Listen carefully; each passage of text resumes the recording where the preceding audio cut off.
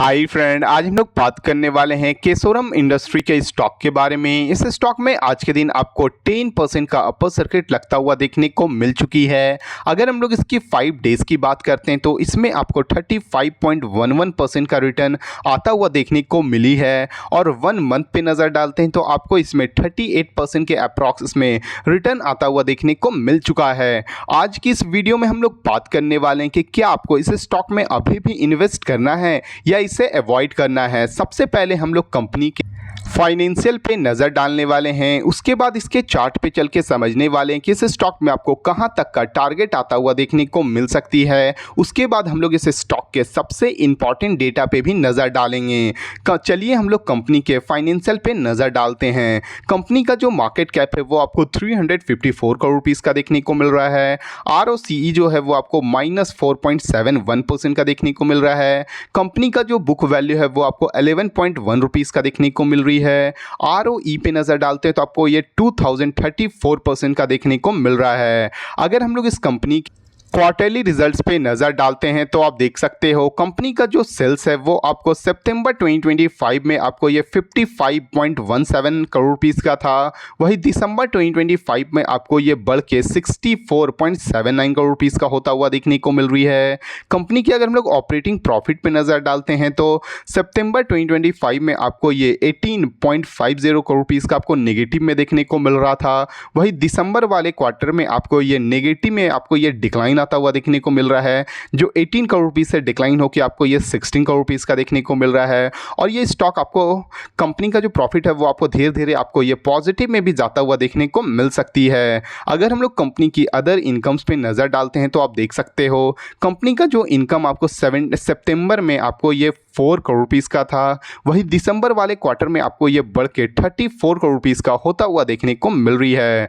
Company का आपको जो सेल्स है वो आपको क्वार्टर ऑन क्वार्टर बेसिस पे बढ़ता हुआ देखने को मिल रहा है और जो कंपनी का ऑपरेटिंग प्रॉफिट है वो आपको नेगेटिव से आपको पॉजिटिव की ओर आता हुआ देखने को मिल रहा है और कंपनी का जो इनकम से इसमें भी आपको काफ़ी अच्छा जंप आता हुआ देखने को मिल रही है। अगर हम लोग इस कंपनी के प्रॉफिट एंड लॉस स्टेटमेंट पे नज़र डालते हैं तो आप देख सकते हो कंपनी का जो सेल्स आपको मार्च 2024 में आपको ये 246 करोड़ रुपीज़ का था।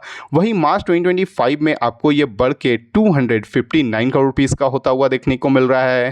कंपनी का जो ऑपरेटिंग प्रॉफिट है वो आपको -52 करोड़ रुपीज़ का देखने को मिल रही है और कंपनी का जो अदर इनकम्स है वो आपको मार्च 2024 में आपको ये -273 करोड़ रुपीज़ का था। वही मार्च 2025 में आपको ये बढ़ के 5,696 करोड़ रुपीज़ आपको पॉजिटिव में होता हुआ देखने को मिल रही है।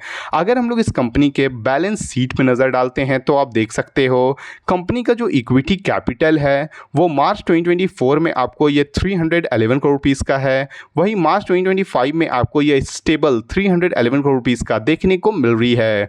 कंपनी की अगर हम लोग रिजर्व्स पे नज़र डालते हैं तो मार्च 2024 में जो कंपनी का रिजर्व है वो -216 करोड़ रुपीज़ का है और वही जो मार्च 2025 में ही आपको नेगेटिव से आपको ये पॉजिटिव 141 करोड़ रुपीज़ का देखने को मिल रही है। कंपनी की अगर हम लोग बोरिंग पे नज़र डालते हैं कि इस कंपनी पे आपको कितना कर्ज है तो मार्च 2024 में जो कंपनी पे कर्ज था वो आपको 2270 करोड़ रुपीज़ का था। वही मार्च 2025 में आपको ये डिक्लाइन होके 199 करोड़ रुपीज़ पे कंपनी का कर्ज देखने को मिल रहा है। किसी भी कंपनी का जो बोरिंग है, जो कर्ज है वो कम होती है तो कंपनी के लिए काफ़ी बड़ी पॉजिटिव न्यूज़ मानी जाती है।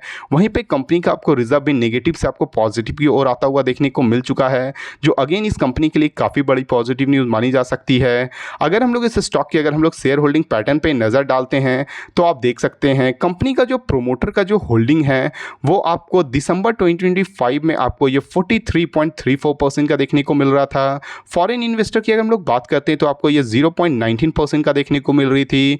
डोमेस्टिक इन्वेस्टर की अगर हम लोग बात करते हैं तो 4.05% का देखने को मिल रहा था और गवर्नमेंट की स्टेक में नज़र डालते हैं तो ये आपको 0% की और पब्लिक के जो होल्डिंग है वो आपको 52.41% का देखने को मिल रही है। कंपनी का जो ओवरऑल जो फाइनेंशियल है वो आपको काफ़ी अच्छी देखने को मिल रही है। चलिए हम लोग इसके चार्ट पे चल के समझते हैं कि इस स्टॉक में आपको कहाँ तक का टारगेट आता हुआ देखने को मिल सकती है। जैसे कि आप देख सकते हैं हम लोग इस स्टॉक के चार्ट के ऊपर आ चुके हैं। ये जो स्टॉक है वो करंटली अभी आपको 11.39 रुपीस के पास ट्रेड करता हुआ देखने को मिल रहा है। ये जो स्टॉक है वो अपने सबसे इंपॉर्टेंट जो सपोर्ट था वो आपको यहाँ पे आपको मतलब टारगेट था वो आपको ब्रेकआउट करता हुआ देखने को मिल रहा है, जो आपको 10.85 रुपीज़ के पास था। अगला इस स्टॉक का जो अगला जो टारगेट होने वाली है वो आपको 14 रुपीज़ की होने वाली है। अगर ये स्टॉक आपको 14 रुपीज़ को ब्रेकआउट करती तो फर्दर ये आपको अपने ऑल टाइम जो हाई है 17 रुपीज़ के पास आता हुआ देखने को मिलेगी। अगर आपको ये 17 रुपीज़ को भी ब्रेकआउट करती तो फर्दर ये आपको न्यू ऑल टाइम हाई भी क्रिएट करता हुआ देखने को मिल सकता है। चलिए हम लोग इस स्टॉक के सबसे इंपॉर्टेंट डेटा पे भी नज़र डालते हैं। जैसे कि आप देख सकते हैं हम लोग इस स्टॉक के बीएसई के साइट पे आ चुके हैं। इस स्टॉक का जो प्राइस बैंड है वो आपको देख सकते हैं 10% का देखने को मिल रहा है।